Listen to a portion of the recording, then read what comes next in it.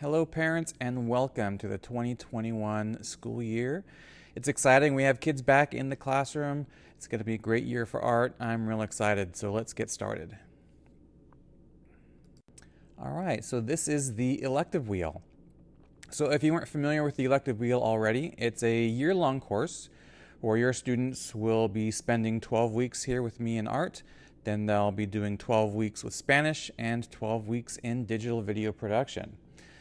As you will note that 12 weeks doesn't fall exactly on the quarters and semesters.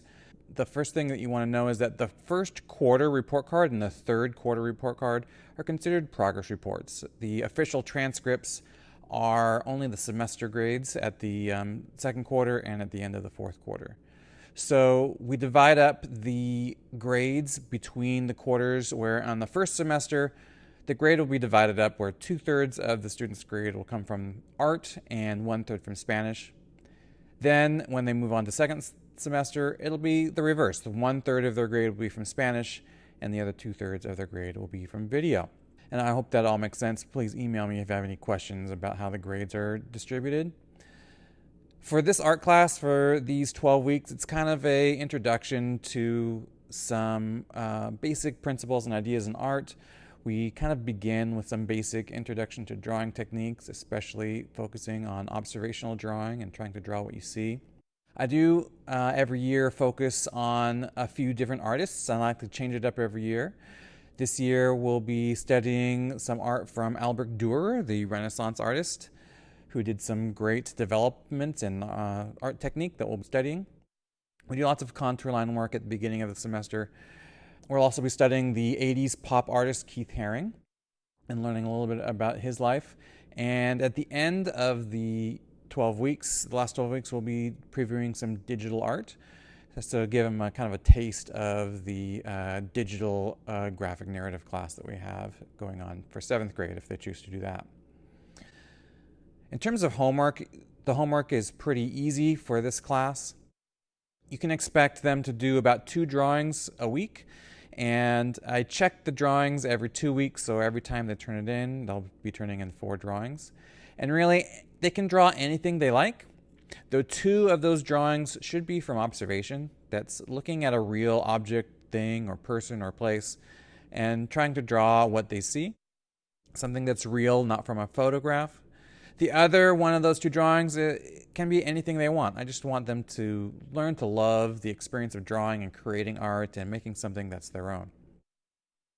The drawing should be 15 minutes and fill up most of the page. So that means there should be 4 pages of drawings.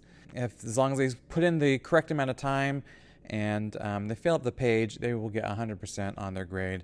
I don't really grade based off of the level of drawing experience they have. I mostly am looking for that they spent time enjoying the process of drawing for that assignment.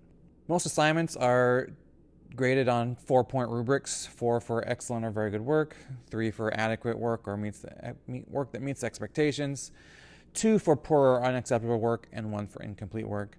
Almost everyone gets either a 4 or a 3 on a rubric, and each project uses a series of rubrics. So for example, in what we're seeing here, this project we're looking at uses 4 rubrics, such as the use of contour lines or shading technique, using a grid, or creative effort. So a final grade will be based off of a combined use of 4-point rubrics for each category.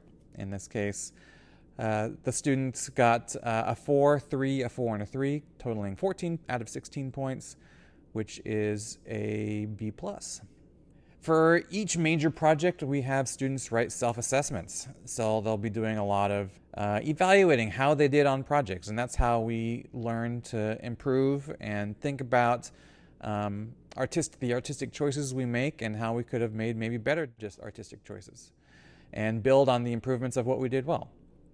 So I always ask students to give comments and write assessments in each of the rubric categories. And then I evaluate the level of their self-assessment and to make sure they are really thinking about the work that they've done.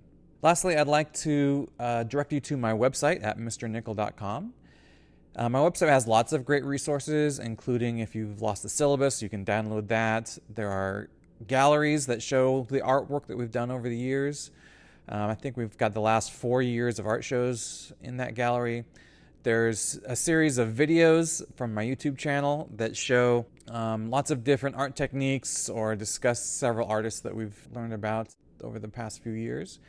And I typically try to make sure that all my lessons have videos up so that if a student misses class, they can review it in the video section on my website. This class is going to be challenging and fun. That's the motto that I give my art students at the beginning of the semester.